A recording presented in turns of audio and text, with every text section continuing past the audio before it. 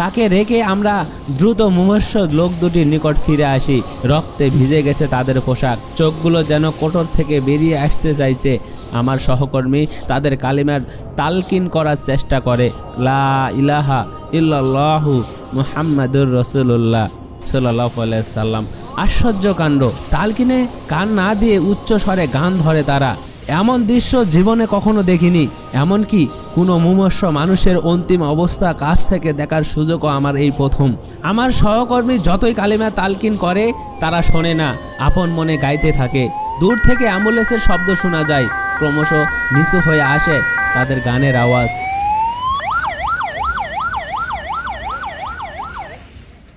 আমার প্রাথমিক শিক্ষার বয়সটা কাটে আব্বু আম্মুর সঙ্গে, পরিবারের শখবাঁধা দিনী পরিবেশে। আম্মুকে প্রায় দেখতাম হাত দুটো আসমানের দিকে মেলে ধরে নীরবে দোয়া করছেন। রাতের শেষ প্রহরে হঠাৎ ঘুম ভেঙে গেলেও শুনতাম তার মিহিক সুরে কোরআন তেলাওয়াতের আওয়াজ। আব্বু কিয়ামুল লাইলে অভ্যস্ত ছিলেন। এত দীর্ঘ সময় ধরে তিনি দাঁড়িয়ে সালাত আদায় করতেন যে আমরা আশ্চর্য না হয়ে থাকতে পারতাম না। বিশেষ করে শীতের মৌসুমে কম্বলের গরম উষুম ফেলে তিনি দাঁড়িয়ে যেতেন জায়নামাজে। আমি খুব বিস্মিত হতাম, এত সবর কোথায় পান তিনি? প্রতিদিন এই একই দৃশ্য। আসলে তখনও আমি বুঝতে পারতাম না যে সালাতেই মুমিন খুঁজে পায় চিত্রের প্রশান্তি, রবের দরবারে লুটিয়ে পড়াতেই তার যত আনন্দ। দুহাত তুলে আল্লাহর কাছে কিছু চাইতেই সর্বক্ষণ আকুলি বিকুলি করে তার মন। মাধ্যমিক শিক্ষা শেষে আমি একটি সামরিক বিভাগে যোগ দেই। 6 মাসের মধ্যেই সফলভাবে সমাপ্ত হয় আমার প্রশিক্ষণ। এভাবেই আরম্ভ হয় আমার কর্মজীবন। তারুণ্যে পা রাখার সঙ্গে সঙ্গে আমার চিন্তাধারাও আসতে থাকে ব্যাপক পরিবর্তন। বয়সের থেকে পাল্লা দিয়ে আল্লাহর সঙ্গে আমার দূরত্বটাও যেন বাড়তে থাকে। অবশ্য কখনো আমার মনে পড়ে যায় আব্বু আম্মুর কথা, তাদের নসিহতের কথা, তাদের অপূর্ব দিনদারের কথা। আমার প্রথম পোস্টিং পরে বহু দূরের এক শহরে। সহকর্মীদের অনেকেই পরিচিত হওয়ায় এত দূরে গিয়েও এতটা মন খারাপ হয়নি আমার। আপন পরিবার ও শহর ছাড়ার কষ্ট খুব একটা আচ্ছন্ন করতে পারিনি আমাকে। তবে এখন আর আমি শুনতে পাই না আম্মুর সুললিত কণ্ঠে তেলাওয়াত। ফজরের সালাতের সময় মাথায় হাত বুলিয়ে জাগিয়ে দেয় না কেউ। সময় মতো মসজিদে যাওয়ার জন্য আর উৎসাহ পাই না কারো কাছ থেকে। অদ্ভুত একাকী জীবন, যেখানে পারিবারিক পরিবেশের কোনো ছিটাফোঁটাও নেই। আমার ফেলে আসা দিনগুলোর সঙ্গে কোনো সংযোগ নেই এই নতুন জীবনের। শহরের প্রাণকেন্দ্রে একটি হাইওয়েতে পড়ে আমাদের ডিউটি। নগরের নিরাপত্তা বিধান, রাস্তায় টহল দেওয়া, গাড়ি চলাফেরা নির্বিঘ্নে রাখা, যাত্রী ও পথচারীদের সাহায্য। বেশ কর্তব্যনিষ্ঠা ও আন্তরিকতার সঙ্গে আমরা দায়িত্ব পালনে আত্মনিয়োগ করি। নতুন এই জীবনে খুব দ্রুত অভ্যস্ত হয়ে উঠি আমি। সব কিছু আমার ভালো লাগতে শুরু করে। তখন আমার ভর যৌবন, অন্তরের পর্দা তুলে উকি মারে কত আশা, কত প্রত্যাশা। অপার কৌতূহল নিয়ে আমি দেখি চারপাশের পৃথিবী। কাজের ফাঁকে আমাদের অফুরন্ত অবসর। সময় গড়তে থাকে তার আপন গতিতে। কখনো কখনো গদ ভাঙা জীবনে এক ধরনের বিরক্তি এসে জন্ম নেয় মনের কোণে।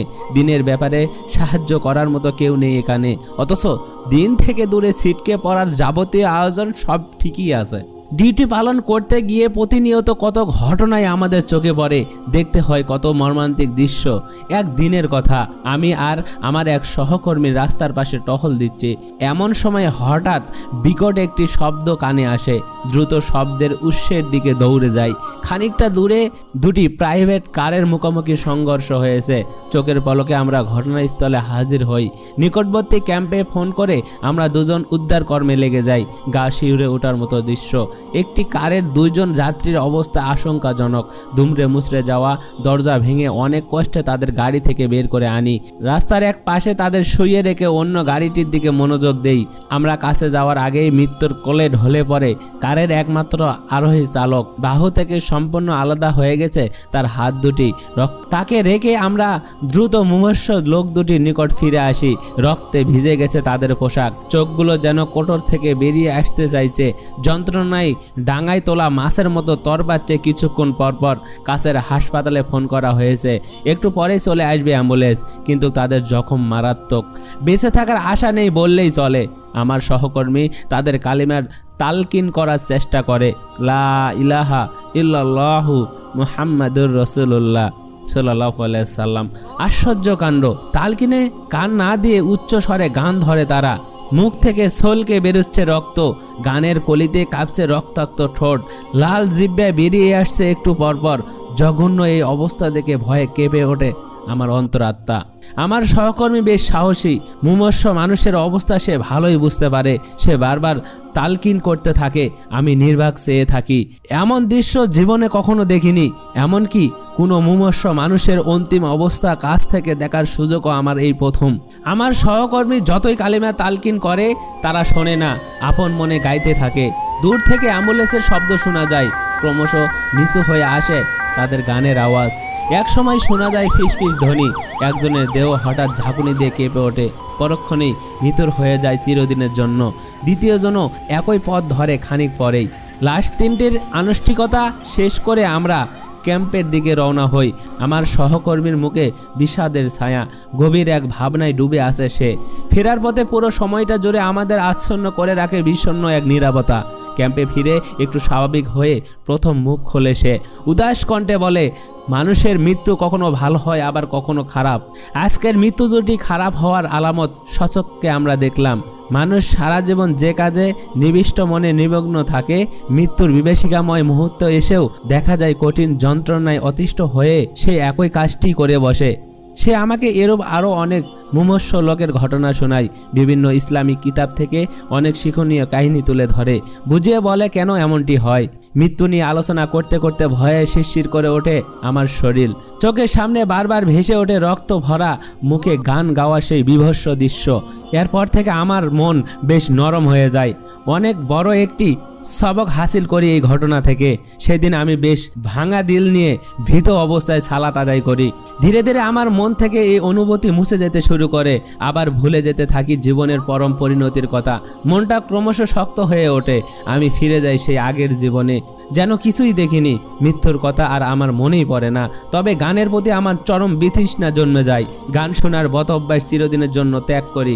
হয়তো মুমূর্ষ লোক দুটির রক্ত মুখে গান গাওয়ার বিভৎস দৃশ্যটা এখনো জেগে থাকে অবচেতন মনে। গানের আওয়াজ শুনলেই ভয়ে কাঁটা দিয়ে ওঠে আমার শরীর। ভবিষ্যৎ চির রহস্যময়।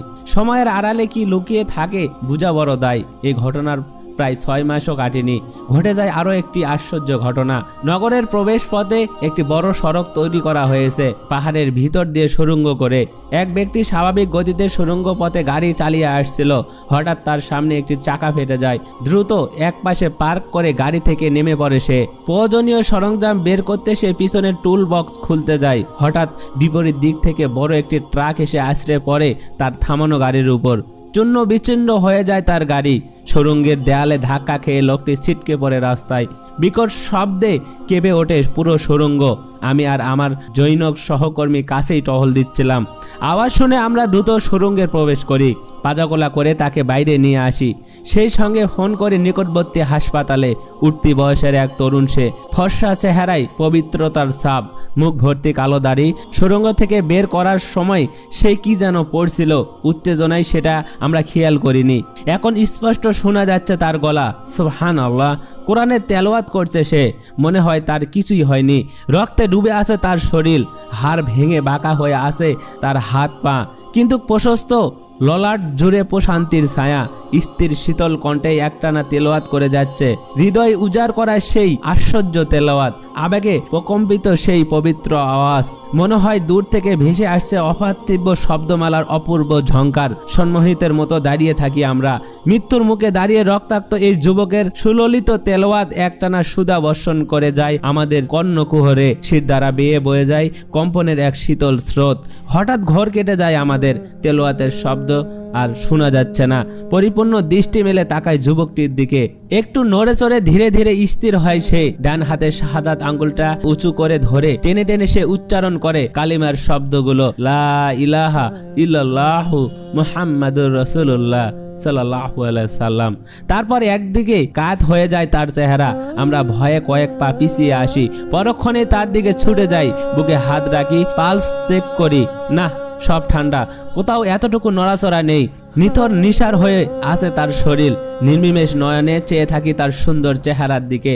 মনের অজান্তে দুচোখ বেয়ে গড়িয়ে আসে কয়েক ফোঁটা তপ্ত অশ্রু। ততক্ষণে এসে যায় কর্তব্যরত লোকেরা। আমি অশ্রু লুকাতে ব্যস্ত হয়ে পড়ি। অ্যাম্বুলেন্স ছুটে যায় হাসপাতালের দিকে।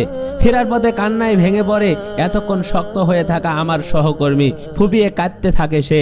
হৃদয়ে যেন বয়ে যায় মরু সাইমুম। অশ্রুতে ঝাপসা হয়ে আসে দুচোখের দৃষ্টি। ঘন্টা খানেক পর শেষ হয় আমাদের ডিউটির সময়। দুজনেই দ্রুত হাসপাতালে চলে যায়। অনেক মানুষের ভিড় সেখানে। আমরা পুরো ঘটনা খুলে বলি। সবাই তন্ময় হয়ে শোনে যুবকের মৃত্যুর সেই মর্মস্পর্শী কাহিনী। অনেকে চুমু খায় ভাগ্যবান এই যুবকের কপালে। সবাই ওর জানাজা কখন হবে, কোথায় হবে এসব জানার জন্য ব্যস্ত হয়ে পড়ে। কর্তব্যরত এক কর্মকর্তা ফোন করে মৃতের বাসায়। ফোন রিসিভ করে তার ভাই। খবর পেয়ে ছুটে আসে তারা। তার ভাইয়ের সঙ্গে আমি দীর্ঘক্ষণ কথা বলি। যুবক সম্পর্কে অনেক খোঁজ খবর নেই। কেমন ছিল, কি করত তার ভাই জানায়। সে গাড়িতে চড়ে গ্রামের বৃদ্ধ দাদিকে দেখতে আসছিল। প্রতি সোমবারে সে একবার করে যেত সেখানে। ফকির, মিসকিন, বিধবা ও এতিমদের নিয়ে কাজ করত। ওই গ্রামের সবাই তাকে চিনত, ভালোবাসতো প্রাণ ভরে। কিশোর ও যুবকদের জন্য সে গাড়ি ভর্তি করে ইসলামী বই এবং বয়ানের ক্যাসেট নিয়ে যেত। কখনো চাল, ডাল, চিনি ইত্যাদি নিয়ে পৌঁছে যেত অভাবীদের দুয়ারে দুয়ারে। শিশুরা তাকে দেখলে খুশিতে উৎফুল্ল হয়ে উঠত। তাদের জন্য মিষ্টি, হালুয়া, চকলেটও নিয়ে যেতে ভুলতো না সে। গাড়ি নিয়ে এত লম্বা সফরে যেতে পরিবার থেকে অনেক সময় নিষেধ করা হতো। সে বলতো, সফরের সময়গুলাই তো আমার সবচেয়ে ভালো কাটে। আমি গাড়িতে বসে কোরআন তেলাওয়াত করি, অডিও প্লেয়ারে বিভিন্ন গুরুত্বপূর্ণ দিনই আলোচনা শুনি। সফরের প্রতিটি মুহূর্তই আমার কাছে মূল্যবান মনে হয়। পরদিন মসজিদের পাশের ঈদগাহে অনুষ্ঠিত হয় তার জানাজা। লোকারণ্য হয়ে ওঠে চারদিক। এত মানুষের সমাগম দেখে মনটা কেমন আনসান করে ওঠে। অল্প বয়সের এক যুবক মানুষের কাছে কতটা আপন হয়ে উঠতে পেরেছিল। সবার সঙ্গে আদায় করি জানাজা। শোকাতুর গ্রামবাসী ও আত্মীয় স্বজনরা চিরদিনের জন্য বিদায় জানায় এক মহান যুবককে। আল্লাহু আকবার, আল্লাহু আকবার। আল্লাহ এরকম মৃত্যু যেন সবার ভাগ্যে লেখা থাকে। আমিন। হযরত জাবের রাদিয়াল্লাহু তাআলা বর্ণনা করেন যে খন্দক যুদ্ধের প্রস্তুতি হিসেবে আমরা যখন মদিনার চারিপাশে পরীক্ষা খনন করছিলাম, তখন এক পর্যায়ে এমন শক্ত মাটি পাওয়া গেল যে যার ভেতর কোদাল বসতেই চায় না। সবাই এসে রাসূল সাল্লাল্লাহু আলাইহি সাল্লামকে ব্যাপারটা জানালে তিনি বললেন, আমি আসছি। তৎপর তিনি রওনা হলেন। অথচ তখনও রাসূল সাল্লাল্লাহু আলাইহি সাল্লামের পেটে পাথর বাঁধা ছিল। তিনি সহ আমরা 3 দিন যাবৎ কোনো খাবার মুখে তুলিনি। রাসূল সাল্লাল্লাহু আলাইহি সাল্লাম কোদাল দিয়ে কোপ দিতেই তা নরম মাটিতে পরিণত হয়ে গেল। আমি বললাম, হে রাসূল সাল্লাল্লাহু আলাইহি সাল্লাম, আমাকে একটু বাড়ি যাওয়ার অনুমতি দিন। বাড়ি গিয়ে আমি আমার স্ত্রীকে বললাম, রাসূল সাল্লাল্লাহু আলাইহি সাল্লামকে এমন অবস্থায় দেখছি যা সহ্য করার মতো নয়, পেটে পাথর বাঁধা। তোমার কাছে খাবার কিছু আছে কি? সে বলল, আমার কাছে কিছু জব ও ছোট্ট একটা ভেড়ার বাচ্চা রয়েছে। আমি ভেড়ার বাচ্চাটা জবাই করলাম আর আমার স্ত্রী জব পিষতে শুরু করলো। তখন গোস্ত ডেক্সিতে করে চুলোর উপর চড়ানোর পর প্রায় সিদ্ধ হয়ে এসেছে এবং জব অনেকখানি পিষ্ট হয়ে গেছে। তখন আমি গিয়ে বললাম, হে রাসূলুল্লাহ, আমার কাছে অল্প কিছু খাবার প্রস্তুত আছে, আপনি এবং 1 বা 2 জন চলুন। তিনি বললেন, খাবারের পরিমাণ কতটুকু? আমি সঠিক পরিমাণ জানালাম। তিনি বললেন, যথেষ্ট পবিত্র খাবার। তোমার স্ত্রীকে গিয়ে বলো আমি না আসা পর্যন্ত যেন চুলার উপর থেকে রুটি ও গোস্ত না নামায়। তৎপর বললেন, তোমরা সবাই চলো। মুহাজিরগণ ও আনসারগণ সবাই চললেন। আমি আমার স্ত্রীর কাছে আগে ভাগে গিয়ে পৌঁছলাম। আমি বললাম, তোমার উপর আল্লাহ সদয় হন। রাসূল সাল্লাল্লাহু আলাইহি সাল্লাম সকল আনসার ও মুহাজিরগণ নিয়ে দল বলে এসে গেছেন। সে বলল, খাবার পরিমাণ কেমন তা কি তোমার কাছে জিজ্ঞাসা করেছিলেন? আমি বললাম, হ্যাঁ। যাই হোক, রাসূল সাল্লাল্লাহু আলাইহি সাল্লাম সমবেত আনসার ও মুহাজিরগণকে বললেন, তোমরা ভিড় করো না, একে একে প্রবেশ করো। তৎপর রাসূল সাল্লাল্লাহু আলাইহি সাল্লাম এক টুকরো রুটি ছিঁড়ে নিতে লাগলেন। তার সাথে গোস্ত যুক্ত করে চুলো ও ডেক্সি ঢেকে দিয়ে সাহাবীগণকে দিতে লাগলেন। এভাবে দিতে দিতে সবাই পেট পুরে খেলো এবং আরো অবশিষ্ট রইল। অন্য রেওয়ায়েতে আছে যে রাসূল সাল্লাল্লাহু আলাইহি সাল্লাম গোশত ও রুটিতে সামান্য থুতু ছিটিয়ে দিলেন। 1000 সাহাবী পেট পুড়ে খেলেন এবং তারপরও ডেক্সি থেকে এমন আওয়াজ এসেছিল যে তাতে তখনও অনেক গোশত রয়েছে বলে মনে করা হচ্ছিল। তারপর রাসূল সাল্লাল্লাহু আলাইহি সাল্লাম হযরত জাবেরের স্ত্রীকে বললেন, তোমরা খাও এবং অন্যদেরকে খাওয়াও, কারণ বহু লোক ক্ষুধার্ত রয়েছে। বুখারী শরীফ ও মুসলিম শরীফ। এই ঘটনা থেকে শিক্ষা পাওয়া গেল যে ইসলামের জন্য যারা সংগ্রাম করে তাদেরকে কঠিন অগ্নি পরীক্ষার সম্মুখীন হতে হয়। বিশেষত ক্ষুধা ও দারিদ্র্যের পরীক্ষা অনিবার্য। এই পরীক্ষায় ধৈর্যের পরিচয় দিলে আল্লাহর সাহায্য আসবে ইনশাআল্লাহ। আল্লাহ বলেছেন, আমি তোমাদেরকে ভীত, ক্ষুধা, জানমাল ও ফসলের ক্ষয়ক্ষতি দিয়ে অবশ্যই পরীক্ষা করব। যারা এতে ধৈর্য ধারণ করবে তাদের সুসংবাদ দাও। এই ছিল ছোট্ট একটি ঘটনা। যারা অল্প কিছুতেই ধৈর্য হারিয়ে ফেলেন তাদের জন্য এই ভিডিওটা। ধৈর্য রাখুন, তিনি আল আমিন, তিনি সত্যবাদী, তিনি অবশ্যই আপনাকে সাহায্য করবেন। সবাই ভালো থাকবেন, সুস্থ থাকবেন, এই কামনায় এখানেই বিদায় নিচ্ছি। ভালো লাগলে অবশ্যই একটি লাইক দিয়ে চ্যানেলটি সাবস্ক্রাইব করে যাবেন। ধন্যবাদ সবাইকে। আসসালামু আলাইকুম, আল্লাহ হাফেজ।